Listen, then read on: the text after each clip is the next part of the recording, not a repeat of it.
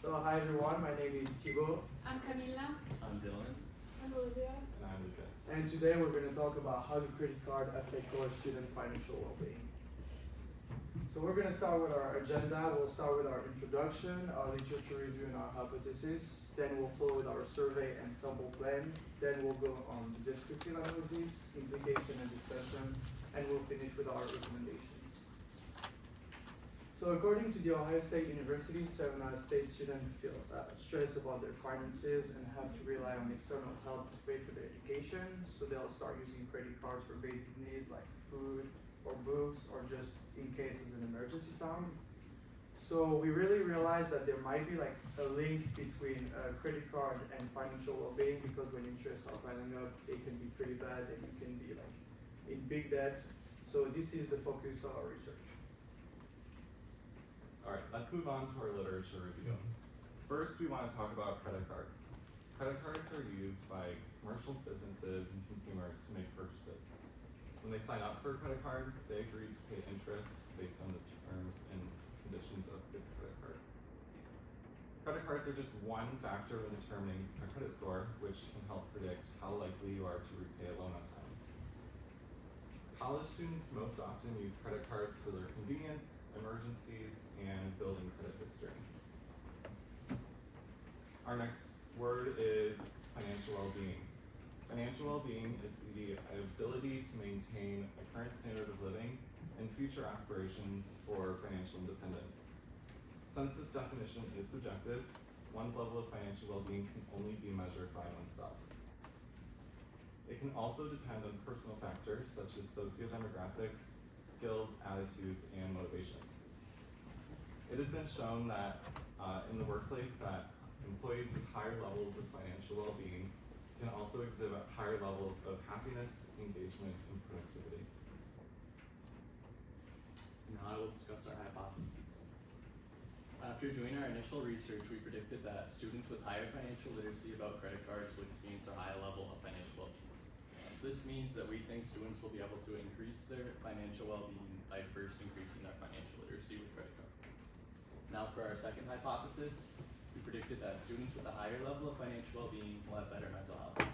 This means that we believe students will be able to increase their mental health by first increasing their financial well-being. Moving on to our survey plan, we identified two independent variables in our research, the first of which being financial literacy. Financial literacy assesses the knowledge of the risks and benefits of owning a credit card, what a credit score is, and their average spending. We measured financial literacy through the financial literacy scale and the credit card usage scale.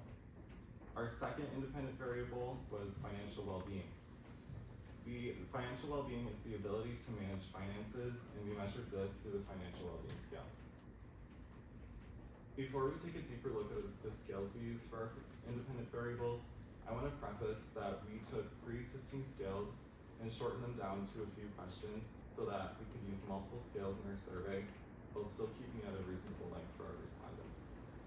The first scale that we used was the financial literacy scale, which assesses someone's overall financial knowledge, such as creating a budget, investing their finances, and day-to-day spending.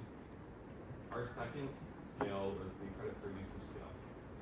This covers the behaviors related to spending the entire limit of a credit card, impulse buying with credit cards, and satisfaction with the credit card. Our third scale that we used for independent variables was financial well-being scale. This is used to measure the effect of financial literacy and credit cards on financial well-being. Next, I will be talking about the dependent variables. For hypothesis 1, we had a dependent variable of financial well-being, which is measured by the financial well-being scale. For our second hypothesis, we have the dependent variable of changes in mental health, which is measured by the stress subscale of the depression anxiety stress scale. Then we have the measurement of the financial well-being scale is used to measure the effect of credit cards and financial literacy. And the stress subscale is used to measure of the depression anxiety stress scale is used to measure the mental health of participants with credit cards. And then our target audience was college students in the United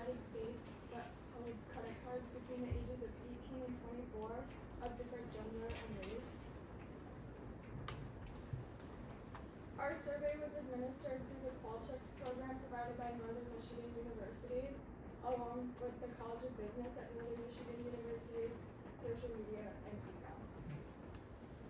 For students wishing to not participate in our survey, they may exit before answering any questions or at any time.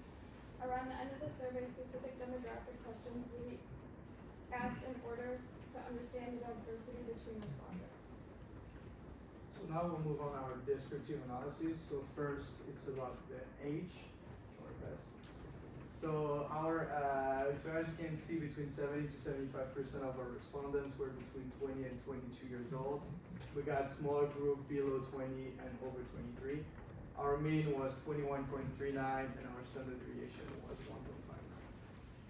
So now we can move on to race of our respondents. So 85.2% of our respondents were white or Caucasian, and then again we have smaller group like African American, Asian, or natives. Next, we have education. So around 55 to 60% of our respondents were in college but had no degree yet, and the second biggest group was people probably in master's degree that already have a bachelor's degree. And the last one is the income, with our biggest bracket of 45% of below 25,000. And surprisingly enough, our second biggest group was 150,000. So we just assumed that they put down their family income instead of their personal one. Talking about the method that we use to analyze our data, we chose the simple regression method simply because we had continuous variable and we were trying to measure the relationship between one dependent variable and one independent variable. For our first hypothesis, we were trying to measure our independent variable, financial literacy, how that correlates with our dependent variable of financial well-being. What we found is that we had a variation within the sample of about 469 and a significance of 0.1%, meaning that our data are good to go. R squared 0.698, which means that the relationship between the two variables was strong. And then the equation describes what we found, meaning that financial well-being equals 2.631 plus 0.655 for each level of financial literacy, meaning that this is the intercept of our equation and this is the slope of our equation. If we take a look at the table that we pulled out from our report, we can see up there our R squared of 0.698, the significance of our data of 0.1%, and then our variation within the sample of 469. From this table, we can see still how our data, both the constant and the slope, are significant, and then the intercept of 2.631, and then the slope of 0.655.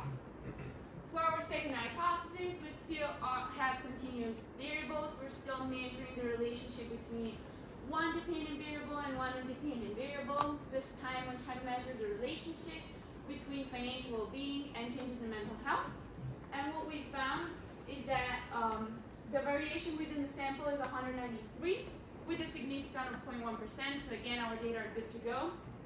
R squared of 0.488, which means it's a little bit lower than the previous one, but it's still solid, still moderate, so it's a good relationship.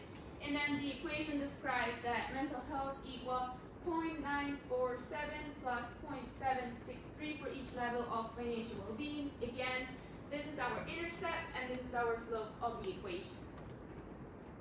Again, taking a look at our table, up there our R squared, our significance of the data, and the variation of 193 within the sample. And lastly, again, we can see the constant, so the intercept with the y-axis of 0.947, and then the slope of our equation of 0.763. And now for our implications. The results of our data showed that our hypotheses were correct and that there was a positive correlation between financial literacy and financial well-being. It also showed that there was a positive correlation between financial well-being and mental health. So this means that students can increase their financial well-being by first increasing their financial literacy, and they can also increase their mental health by increasing their financial well-being. And for recommendations, we recommend high schools or colleges to implement a general education level course that teaches knowledge in credit card credit cards. So, and then upon passing this class, we think that they could earn a certification, which can be used for their resume and job interviews. And then they could also just implement a club, so the students don't necessarily have to go to it. Lastly, we're going to talk about our future research. For this survey, we definitely should have added a question about gender. That was our bad. We forgot to include that one. So definitely this is an important one we have to have for next time. We also would like to change maybe the format of the questions. We had multiple choice, life scale, and open-ended questions. Maybe having a more cohesive format throughout the whole survey. It'd just be easier for us when analyzing the data. We also could have had a shorter survey. Our survey was probably one of the longest between this class surveys, but it still took between 5 and 7 minutes to complete. The only thing is that if we had a shorter survey, maybe more people would have gone through the whole survey instead of just leaving it blank at some point. Lastly, we also thought it would be interesting to see kind of like what's next, meaning that it'd be interesting to retake the survey, either here at NMU or in any other college, where the implementation that, where the recommendation that Dylan talked before are actually implemented. So maybe it's either NMU or any other college in the US where classes, certifications, and clubs are introduced in the curriculum. It'd just be interesting to retake the survey after a few years and see how the data that we came up with have changed, and if the relationship is stronger, if they're higher, and if actually these recommendations work. So with that being said, we want to thank you for your time and just open the discussion to any questions.